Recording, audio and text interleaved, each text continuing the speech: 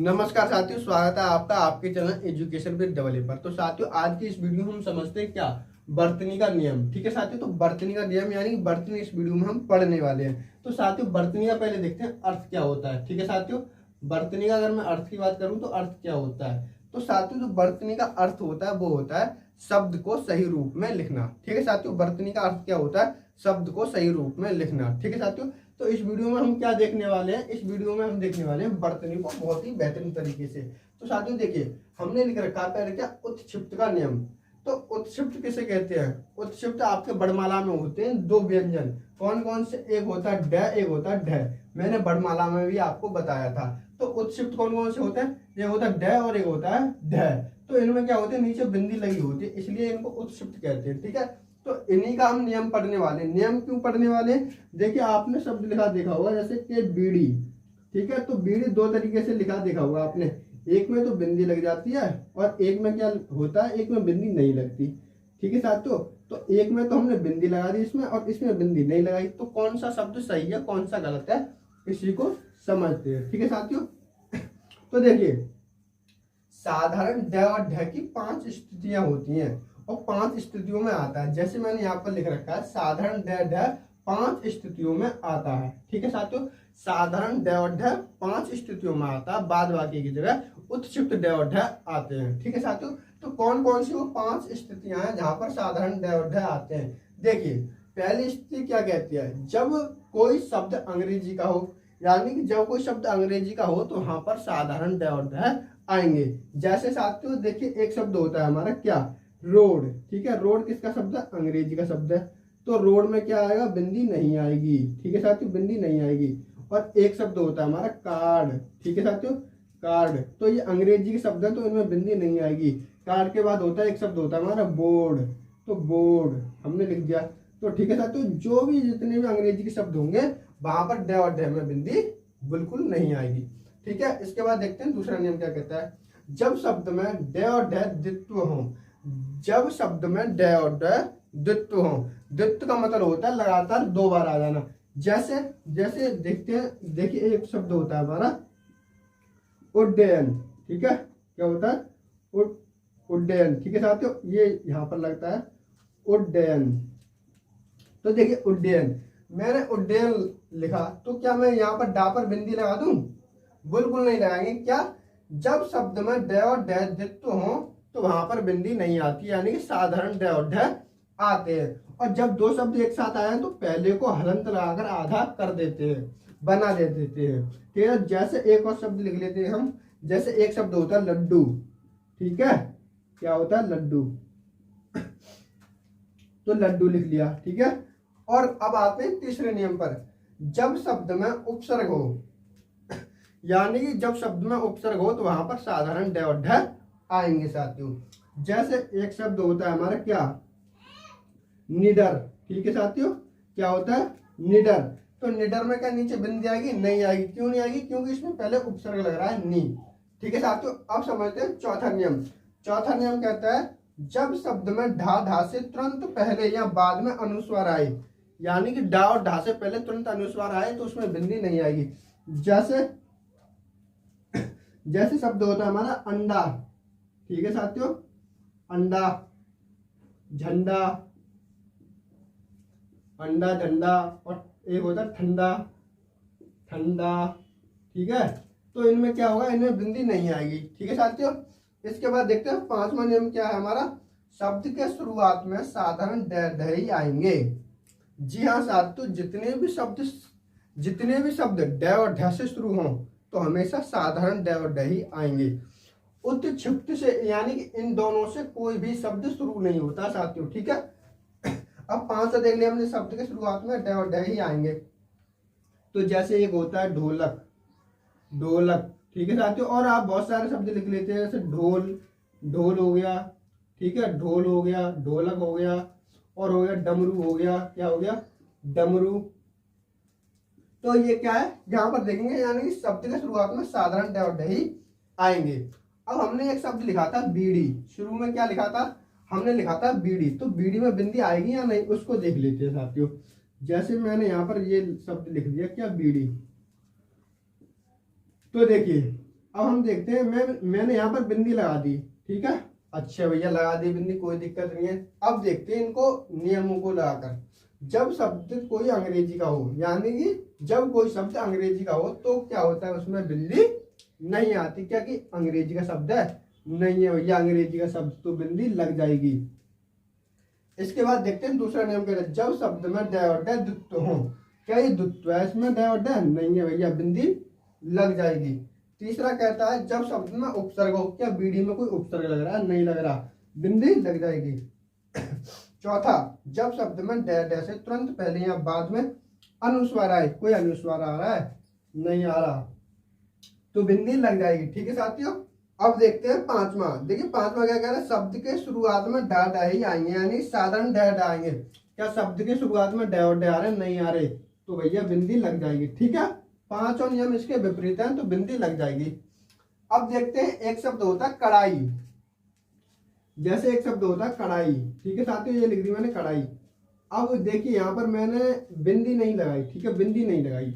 अब देखते हैं जब कोई अंग्रेजी का शब्द हो तो उसमें साधारण ड और ड आते हैं। क्या कढ़ाई कोई अंग्रेजी का शब्द है साथियों, नहीं है ना, तो बिंदी लगा देंगे। अब देखते हैं जब शब्द में ड ड द्वित्व हो, क्या द्वित्व इसमें नहीं है, तो बिंदी लग जाएगी। जब शब्द में उपसर्ग हो, क्या कढ़ाई में कोई उपसर्ग है, नहीं है, बिंदी लग जाएगी साथियों। जब शब्द में ड ड से तुरंत पहले या बाद में अनुस्वार आए, कोई अनुस्वार आ रहा है, नहीं आ रहा, बिंदी लग जाएगी साथियों। शब्द के शुरुआत में साधारण ड और ड ही आएंगे, क्या शब्द के शुरुआत में कोई ड ड आ रहा, नहीं आ रहा, तो बिंदी लग जाएगी साथियों, बिंदी लग जाएगी। ठीक है। अब देखिए, अब हमने ये क्या क्या किया था, यहाँ पर आपको ये नियम बताया था किसका, उत्क्षिप्त का।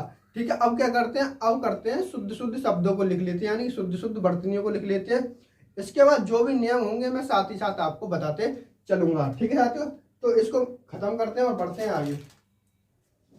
चलिए साथियों, कुछ शब्द देख लेते हैं एकदम शुद्ध शुद्ध यानी शुद्ध वर्तनियां। ठीक है साथियों, फटाफट से जल्दी से वीडियो खत्म करते हैं। देखिए शब्द हमारा एक एकदम सही शब्द है, एक के माने होता है एकता। ठीक है, अनेक शब्द एकदम सही है, आपको लिख कर देगा अनेकों, तो अनेकों शब्द गलत होता है, हमेशा अनेक सही होता है। ये शब्द हमारा निरपराध, निरपराध एकदम सही है, आपको देगा निरपराधी, निरपराधी कोई शब्द नहीं होता, निरपराध एकदम सही है।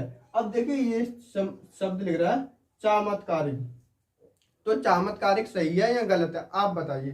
तो देखिए चामत्कारिक मैं आपको बता दूं, जैसे चामत्कारिक किस किस शब्दों से मिलकर बना है, ये दो शब्दों से मिलकर बना है, चमत्कार। ठीक है साथियों, चमत्कार प्लस एक, चमत्कार प्लस एक से मिलकर बना होता है क्या, चामत्कारिक। तो ठीक है, जब किसी शब्द में एक प्रत्यय जुड़ जाए, ठीक है साथियों, किसी शब्द में एक प्रत्यय जुड़ जाए तो हमेशा साथियों जो पहला जो अक्षर होता है, यानी कि जो पहला बड़ होता है, हमेशा दीर्घ हो जाएगा। ठीक है साथियों, इतनी बात समझ में आई। अब बड़े आगे, साहित्यक, साहित्यक एकदम सही शब्द है, इसमें एक जुड़ रहा है, सा का क्या हो गया, दीर्घ सा हो गया। ठीक है साथियों, भास्कर एकदम सही शब्द है। मिथिलेश, मिथिलेश एकदम सही शब्द है साथियों। आध्यात्मिक, आध्यात्मिक सही है, किससे मिलकर बना होगा ये, अध्यात्म प्लस एक। ठीक है साथियों, एकदम सही है। संविधानिक, संविधानिक सही है। ठीक है साथियों। हिरण्यकश्यपु, हिरण्यकश्यपु एकदम सही है, हिरण्यकश्यप गलत होता है, हिरण्यकश्यपु होता है। ठीक है साथियों। भौगोलिक, भौगोलिक एकदम सही शब्द है, इसमें क्या जुड़ रहा है, एक जुड़ रहा है। तो यहाँ पर देखेंगे जो भौगोलिक है वो किस किस से मिलकर बना है, तो देखिए ये मिलकर बनता है आपका भूगोल प्लस एक से, किससे, भूगोल प्लस एक से मिलकर ये बनता है। ठीक है साथियों, बन गया। अब देखिए भूगोल में ये एक प्रत्यय जुड़ गया तो ऊ का क्या बन जाता है, ऊ का बन जाता है ओ, तो भौगोलिक हमेशा सही शब्द होगा। ठीक है साथियों। इसके बाद देखते हैं कवयित्री, कवयित्री एकदम सही शब्द है। पड़ोसिन, पड़ोसिन नीचे बिंदी आएगी या नहीं, आप सभी को पता है बिंदी आएगी। रोड में बिंदी आएगी या नहीं, नहीं आएगी, आपको पता है, रोड एकदम सही शब्द हो जाएगा। गरम, गरम एकदम सही है, आप जो ये लिखते हो ना ये वाला गरम, गरम कोई शब्द नहीं होता, गरम होता है। ठीक है साथियों, गरम कोई शब्द नहीं होता, गरम होता है, तो ये सही है। नरक, क्या मैं नरक को इस तरीके से लिख दूं या नहीं, नरक नहीं होता, नरक होता है, ये गलत हो जाएगा, ये एकदम सही शब्द होगा। ठीक है साथियों। बर्तन सही है भैया, एकदम सही है। श्रृंगार, श्रृंगार को क्या मैं इस तरीके से लिख सकता हूँ भैया? लिख सकता हूँ। और एक हम इस तरीके से लिखते हैं दोस्तों, श्रृंगार इस तरीके से, ठीक है साथियों, इस तरीके से हम क्या करते हैं, श्रृंगार लिखते हैं। तो ये क्या है, ये गलत है। क्यों गलत है? देखिए ये एक तो रा यहाँ पर आ रहा है और एक री यहाँ पर आ रहा है, तो दो रा एक साथ आ सकते हैं? श्रृंगार, श्रृंगार, श्रृंगार कर सकता हूँ? नहीं कर सकता, ये गलत हो जाएगा। हमेशा ये वाला शुद्ध होता है, यहाँ पर हमेशा नीचे रा आएगा, ठीक है, ये री आएगी नीचे री, तो ये सही है श्रृंगार। इसके बाद देखते हैं सनन्यासी। सनन्यासी एकदम सही शब्द है, हमेशा यहाँ पर भी बिंदी आएगी और यहाँ पर भी ना आएगा, ठीक है। इसके बाद देखते हैं वाल्मीकि। वाल्मीकि एकदम सही शब्द है। आ जानू बाहू, आ जानू बाहू। अब इसको ये मत समझ लेना कि आ जानू बाहू में, ये बिल्कुल नहीं है, ठीक है साथियों। तो ये क्या होता है, आ जानू बाहू का मतलब होता है जो जिसकी बाहें जमीन तक आती है उसका, ठीक है, उसे बोलते हैं आ जानू बाहू। इसके बाद देखते हैं डॉक्टर। क्या? डॉक्टर। देखिए जो आपका जो होता है आगत स्वर, ये हमेशा ओ की आवाज निकालता है, तो हमेशा ये ओ की आवाज निकालेगा। यहाँ पर बिंदी मत लगा देना, ये बिंदी क्या हो जाएगी, गलत हो जाएगी। डॉक्टर सही है। नॉलेज एकदम सही शब्द है। इसके बाद देखेंगे यानी, तो यानी एकदम सही शब्द है साथियों, ठीक है। दुर्वस्था, दुर्वस्था एकदम सही है। किससे मिलकर बना होगा? दुर प्लस अवस्था से मिलकर बना होगा, एकदम सही शब्द है। संज्ञा, संज्ञा एकदम सही है। ये वो वाला संज्ञा मत समझ लेना कि संज्ञा जी, नहीं। संज्ञा जो होती है ना, जो महाभारत में संज्ञा पर लेट जाओ, तो ये वही वाली संज्ञा है। त्योहार, त्योहार एकदम सही शब्द है। हमेशा इसमें क्या होगा, छोटा ओ आएगा, ठीक है साथियों। त्योहार एकदम सही शब्द है। इसके बाद देखते हैं हम क्या, ऊषा। ऊषा एकदम सही शब्द है। हमेशा छोटा ऊ आएगा, यहाँ पर क्या आएगा, छोटा ऊ आएगा, ठीक है। जो बड़ा ऊ बनाते हैं ना, इस तरीके से ऊषा लिखते हैं, इस तरीके से ऊषा जो लिखते हैं साथियों, वो एकदम गलत होता है, ठीक है। तो ऊषा सही होगा। अब देखिए बुराइयां, तो बुराइयां, बुराइयां हमेशा इस तरीके से लिखा जाएगा, यहाँ पर ये मत कर देना, तो ये क्या है, ये गलत हो जाएगा। जो शुद्ध शब्द होगा हमेशा यही होगा। क्यों? जब एक वचन से हम बहुवचन में कोई शब्द बनाते हैं, तो हमेशा जो बड़ी होती है वो छोटी ही में बदल जाते हैं, ठीक है साथियों। आगे बढ़े। पूजनीय, पूजनीय एकदम सही शब्द है, लेकिन इस तरीके से मिला आपको पूज्य, तो पूज्य ये एकदम सही है। और पूजनीय, पूजनीय भी यही सही है, ठीक है। इसके बाद देखते हैं नीति। नीति एकदम सही शब्द है। उज्ज्वल, उज्ज्वल सही है। यहाँ पर बा पर दो जाएंगे आधे आधे, ठीक है साथियों।